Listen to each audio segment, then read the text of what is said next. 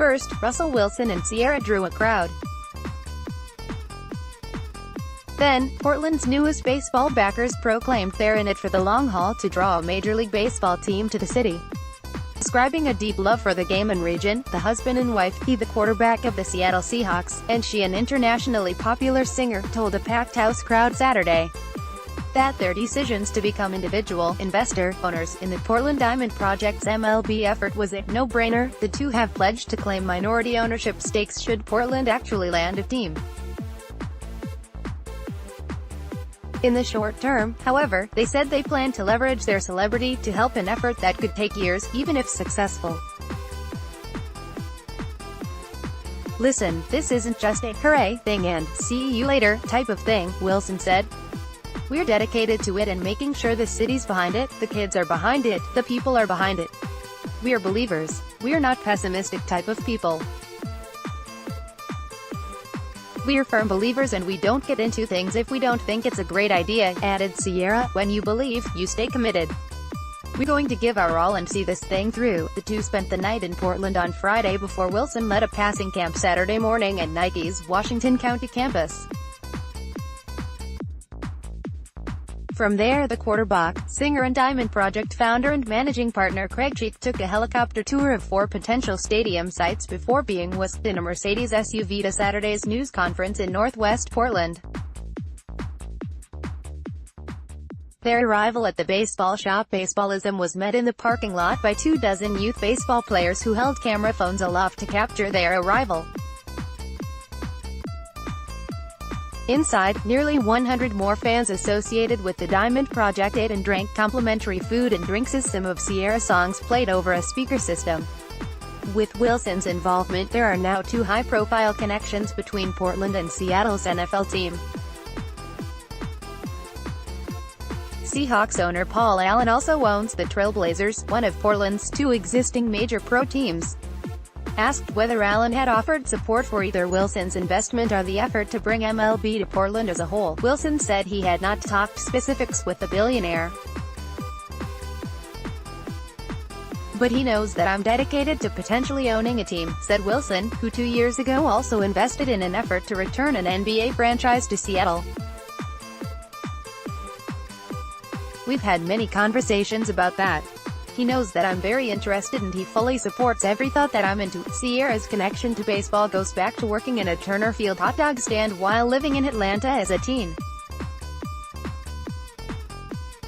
But she made clear her financial investment in the game. Both she and Wilson have pledged to hold minority ownership stakes should Portland actually land a team, came out of a desire for a larger statement.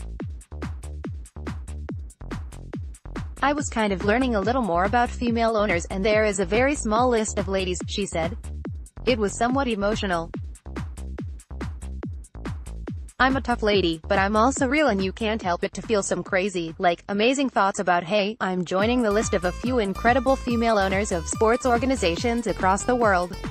The baseball group, which also includes managing partners Jason Atkinson and Mike Barrett, in April offered to buy land just north of the Moda Center, where the Portland Public Schools Administration building sits, for $80 million.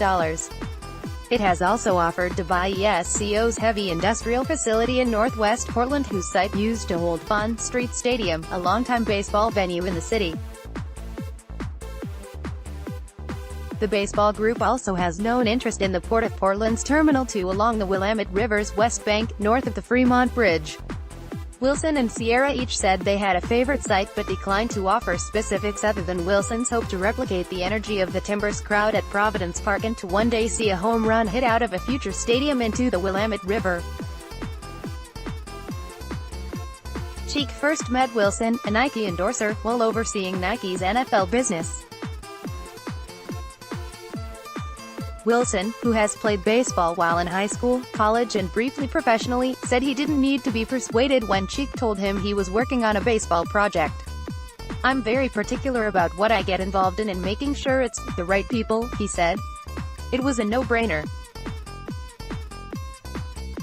We got to see the renderings of what the stadium could look like and what we could do with the fan engagement side of it all, and then we got to talk about what winning baseball would look like.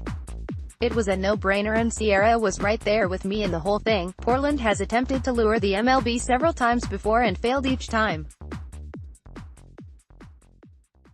Despite that rocky history, current project leaders are bullish because unlike in past scenarios, a team could be delivered either by both expansion, as MLB considers a realigned 32-team league, or relocation.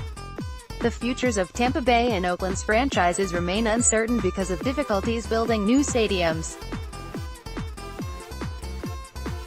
A $150 million bond passed by the Oregon legislature in 2003 during an attempt to relocate the Montreal Expos can still be applied toward a stadium now. Both Wilson and Ciara said they went public with their support now to lend their star power to the project with a long road ahead of it.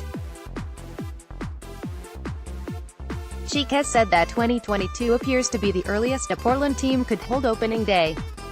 Why this location? Wilson said. The Pacific Northwest has meant everything to me. Portland and Seattle are like family. I know the soccer teams are a little competitive and hoping baseball will get to that point at one point. Andrew Gray, FitOregonian.com.